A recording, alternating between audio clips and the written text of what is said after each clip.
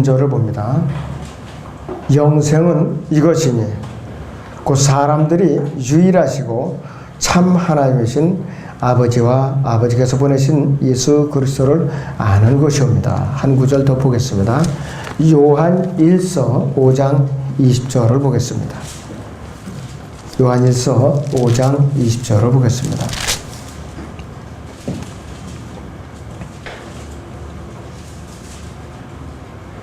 또 우리가 아는 것은 하나님의 아들이 오셔서 우리에게 지각을 주셨다는 것이니 이는 우리로 참되신 그분을 알게 하려는 것이라. 우리는 참되신 그분 곧 그분의 아들 예수 그리스도 안에 있노라. 이분은 참 하나님이시며 영원한 생명이시니라. 오전의 주제는 영생 그리고 참 하나님, 영생 그리고 참 하나님. 이 요한복음 본문 17장 3절은 하나님의 아들이신 예수 그리스도께서 아버지 하나님이신 그 주 하나님께서 영생이 무엇인지를 설명해 주시는 것과 같아요. 아주 구절이 너무나도 유사한 구절이에요. 예수님께서는 아버지께 무엇을 가르쳐 주고 계신 것도 아니고 또 제자들에게 영생에 대해서 강론하는 것도 아니에요. 예수님께서는 겟세마네 동산에서 갈보리 십자가에 그 죽으심을 앞두고 고뇌에 찬 기도를 하고 계시는 중. 이 기도를 통해서 아버지께 무엇을 간구하고 계시는 중에 무엇인가를 간절하게 간구하고 계시는 중에. 자, 14장에서부터 시작된 기도죠. 14장부터. 자, 그런데 예수님께서는 사람들이 영생을 얻을 수 있도록 참 하나님이신 아버지를 알고 또 아버지께서 보내신 예수 그리스도를 알게 해 주옵소서 이렇게 요청하고 간청하시는 거예요. 더 나아가서 이렇게 되기 위해서는 아버지께서 아들을 영화롭게 해 주시는 것이 필수적입니다. 꼭 그렇게 해 주셔야 됩니다. 이렇게 부르짖고 계시는 거예요.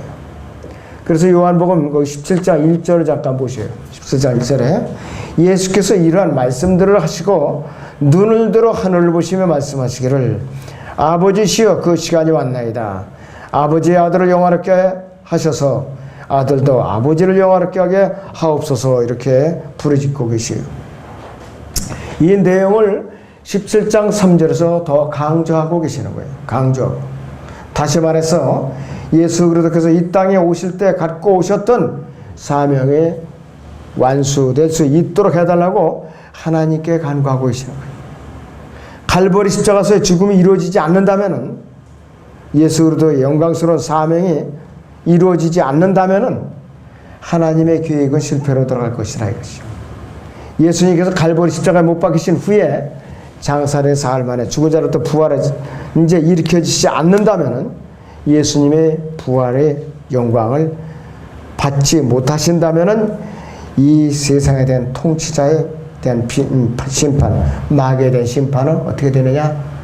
해결되지 않은 채로 남게 된다 이것이. 부활하신 예수님께서 승천하시지 않는다면 그분의 영광이 하나님의 오른편에 또 이렇게 앉으셔서 이루어지지 못한다면 성령께서 이 땅에 오시지 못하는 거예요. 심각한 일이죠. 그렇게 되면. 만약 그렇게 되면은 참 유일하시고 참 하나님이신 아버지와 아버지께서 보내신 예수 그리스도를 아는 것은 어떻게 되느냐? 불가능한 일이 돼요. 우리가 알 수가 없어요. 성령께서 우리에게 오시지 않으면 불가능한 일이 된다 이것이. 그렇다면 결국 주 하나님께서 사람들에게 주시고 했던 영원한 생명은 헛것이 되고 만다 이것이. 자, 이렇게 되지 않기 위해서는 어떻게 되느냐 조건이. 다시 본문 요한복음 17장 1절에 거기 하반절을 보겠습니다. 아버지의 아들을 영화롭게 하셔서 아들도 아버지를 영화롭게 하옵소서 이렇게 했어요. 예수님의 간구가 반드시 하나님께 연락이 되어서 그대로 응답이 되어야만 한다 이것이. 예수님께서는 요한복음 17장 3절에서 바로 이 점에 대해서 강조하고 기도하고 계시는 거예요. 바로 죄인들이 하나님을 아는 것과 예수 그리스도를 아는 것, 이것은 그들이 구원을 받고 죄인들이 구원을 받고 영생을 얻기 위한 필수적인 요건이에요.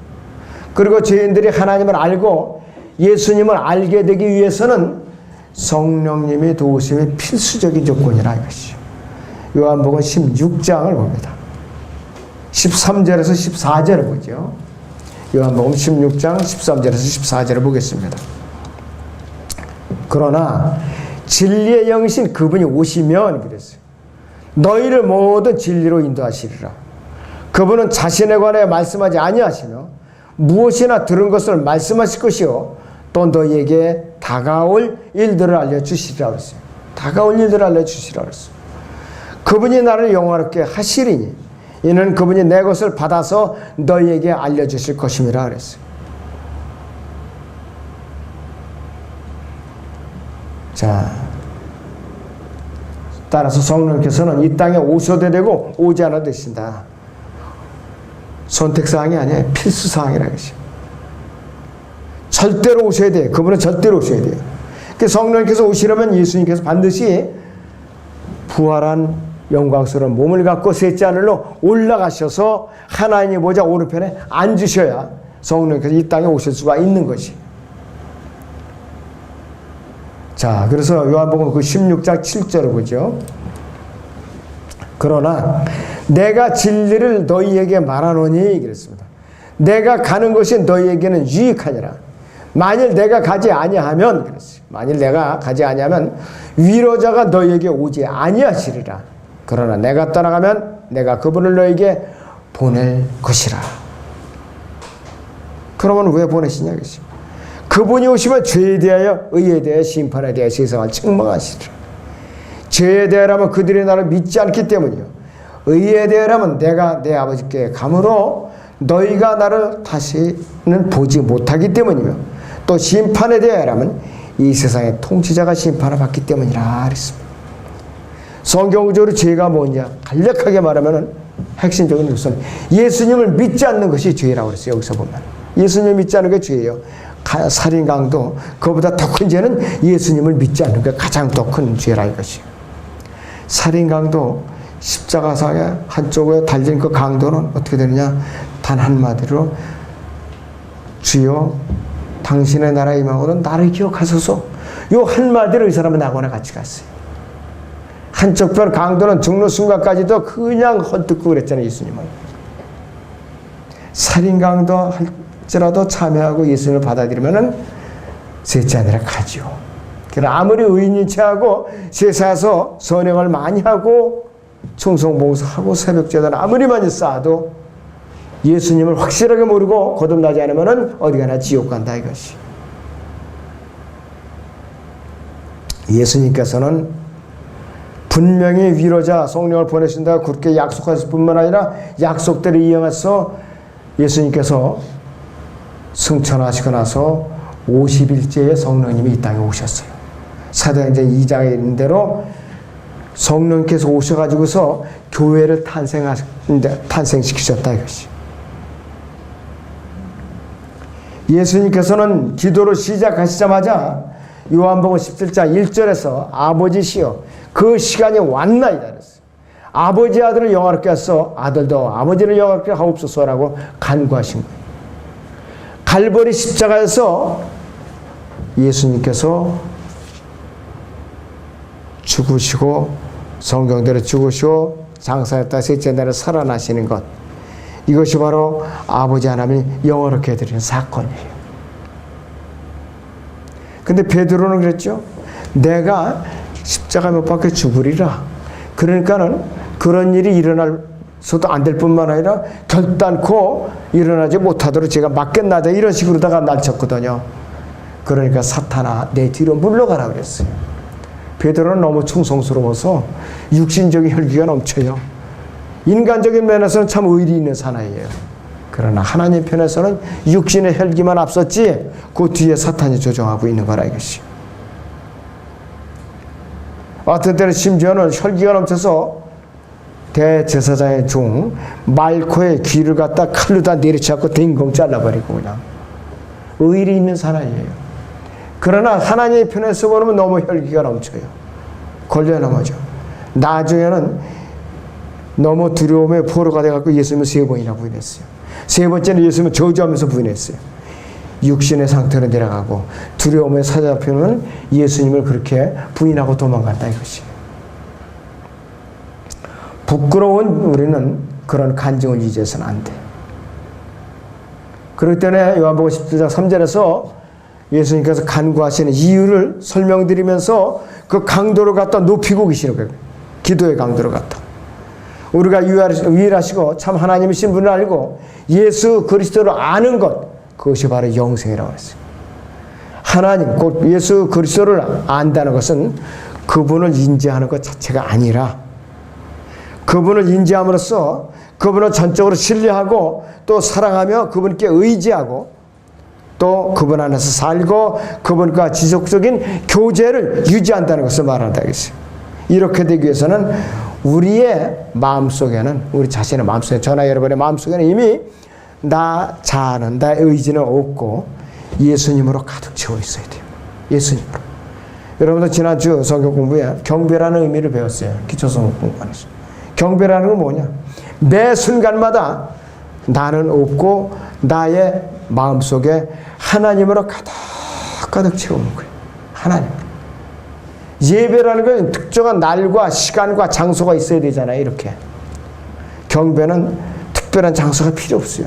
장소 개념 없어요. 매 순간마다 하나님으로, 저 예수님으로 내 마음을 가득 채우는 거예요. 매 순간마다. 그것이 바로 경배라겠지. 경배와 예배에 구별도 못하는 사람들이 지금도 허다하게 많이 있어. 경배와 예배. 무조건 다 경배인 줄 알고. 경배와 반대 생활을 하면서도 경배를 드린다고 그래요. 경배. 확실히 알고 잘못 드리는 것도 주님 앞에 범죄하는 거예요. 잘못 드리는 거. 경배는 모르고 잘못 드리는 거. 자, 그리고 찬양도 마찬가지야. 경배, 워십이라는 경배, 찬양이라는 프레이즈에는 이 구약에서 반드시 피의 제물이 따라다녀요. 피의 제물. 뭔가 잡아서 희생제물을 드려야 찬양을 드릴 수가 있고 경배를 드릴 수가 있어요. 신약에 와서는 예수님의 피로서 그분의 이름으로서 우리가 경배를 드릴 수가 있고 찬양을 드릴 수가 있어요. 여러분들이 신약에 태어난 것은 참 다행스러운 걸로 생각하셔요. 다행스러운 걸로. 만약에 지금도 구약시대라면 여러분들은 참 가난을 면치 못하고, 왜? 죄질적마다 짐승을 잡아서 드려야 돼요. 얼마나 참 고통스러우냐, 짐승을 잡아다가. 그것도 죄를 자주 짓는 사람은 더 고통스럽죠. 더 자주 드려야 되니까. 예수님의 갈보리 십자가 사건 이후에 은혜 시대에 태어난 것으로 참으로 감사하게 여기게 됩니다. 시편 9편 10절을 보죠. 구약의 시편 9편 10절을 봅니다.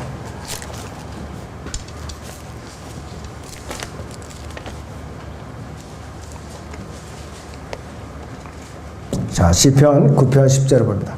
주의 이름을 아는 자들은, 그랬어요. 주의 이름을 아는 자들은 주를 의지하리니 이는 주여 주께서 주를 찾는 자들을 버리지 않으셨음이니이다 그랬습니다. 주를 찾는 자들을 버리지 않으셨습니다 그랬어요. 그럴 때는 우리는 이런 자세를 꼭 유지해야 돼야 그분과 온전한 교제를 끊임없이 유지할 수가 있어요. 우리가 그분과 온전한 교제를 지속하고 있다는 것은 그분께서 우리에게 주신 계명들을 지키는, 그분의 말씀대로 사는 그 삶으로 우리가 열매를 맺게 되는 것이죠. 그럴 때는 우리가 예수 그리스도를 안다는 것은, 우리가 그분의 계명들을 지키느라 그분의 말씀대로 살고 있다는 것이에요. 요한일서 2장을 잠깐 보겠습니다. 요한일서 2장 3절에서 5절을 잠깐 보죠.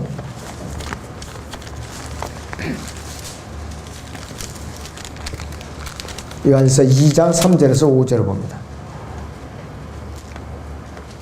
만일 우리가 그의 계명대로 지키면 이로써 우리가 그분을 알고 있음을 아는 것이요, 나는 그분을 아노라 하면서 그의 계명대로 지키지 아니하는 자는 거짓말쟁이니 진리가 그 사람 안에 있지 아니하니라. 누구든지 그의 말씀을 지키는 자는 하나님의 사랑이 참으로 그 사람 안에서 온전해지니 이로써 우리가 그분 안에 있음을 아느니라 이렇게 말씀을 하고 있어요. 예수님께서 요한복음 17장 3절에서 영생은 이것이니 곧 사람들이 유일하시고 참 하나님이신 아버지와 아버지께서 보내신 예수 그리스도를 아는 것이옵니다. 이렇게 말씀하고 계시는데 우리는 예수님께서 하나님의 유일하심과 참되심을 강조하고 계시다는 사실에 주목을 할 필요가 있죠. 예수님의 신성을 부정하는 자들은 오히려 이 구절을 갖다 악용하고 있어요. 어떻게 하느냐?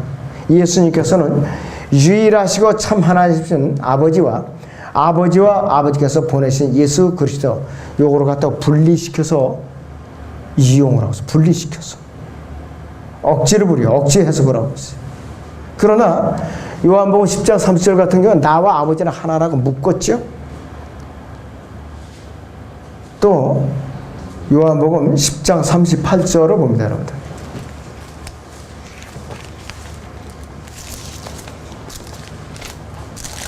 예, 요한복음 10장 38절 보세요. 그러나 내가 행한다면 비록 너희가 나를 믿지 않는다 해도 그 일들을 믿으라. 그리하면 아버지께서 내 안에 계시며 또 내가 그분 안에 있는 것을 너희가 알게 되고 또 믿게 되리라고 하시니라. 이렇게 말씀을 하셨어요. 예수님은 어떤 분인가? 하나님과 동일한 분이에요.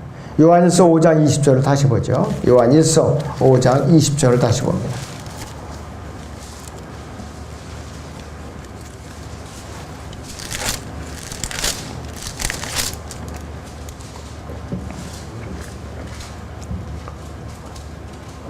또 우리가 아는 것은 하나님의 아들이 오셔서 우리에게 지각을 주셨다는 것이니 이는 우리로 참되신 그분을 알게 하려는 것이라. 우리는 참되신 그분 곧 그분의 아들 예수 그리스도 안에 있노라. 이분은 즉 예수 그리스도께서는 말해요. 참 하나님이시며 영원한 생명이시라 그랬어요. 여기다 손가락을 잠시 끼시고 요한복음 17장 3절을 다시 봅니다.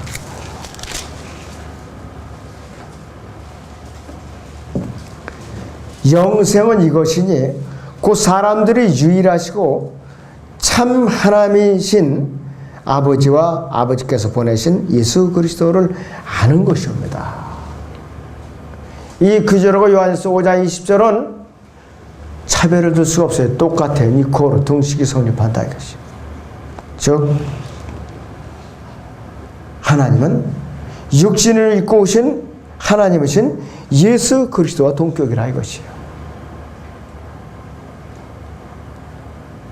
하나님 한 분 외에는 이 세상에 어떤 존재일지라도 우리에게 영생을 줄 수 없어요.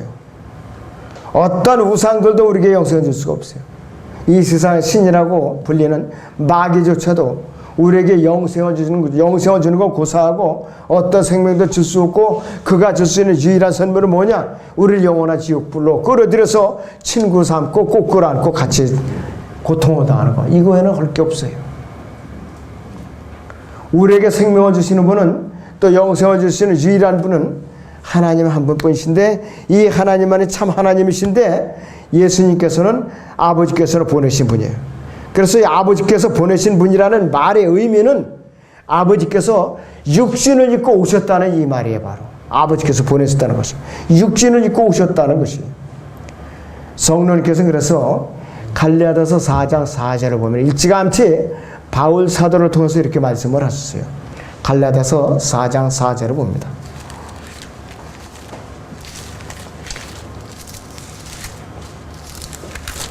갈라디아서 4장 4절을 보죠. 그 때가 차니 그랬습니다. 그 때가 차니 하나님께서 자기 아들을 보내시어 여자에게서 나게 하시고 율법 아래 나게 하신 것은 율법 아래 있는 자들을 구속하셔서 우리로 아들의 신분을 얻게 하려 하심이라 그랬습니다. 하나님의 아들들 중에 일원으로 부르신 목적으로 예수님께서 오셨다 이것이. 삼위일체의 제2위신 이격이신 아들 하나님께서 사람의 몸을 입으시고 이 세상에 오시고 그 뜻이에요. 하나님께서 몸소 인간의 몸을 입으시고 이 땅에 오신 분이 바로 예수 그리스도이에요. 하나님께서 예수 그리스도라 나타나셨고 예수 그리스도로 바로 나타나신 분이에요. 주 예수 그리스도, 그분께서 바로 유일하신 참 하나님이시라는 의미입니다. 그분만이 우리에게 영원한 생명을 주실 수 있는 우주에 존재하시는 유일하신 분이에요. 자, 그래서 우리는 영생 그리고 참 하나님, 어떤 의미인가? 요한복음 17장 3절과 요한일서 5장 20절의 의미를 여러분들이 잘 되새김질 하시기 바랍니다.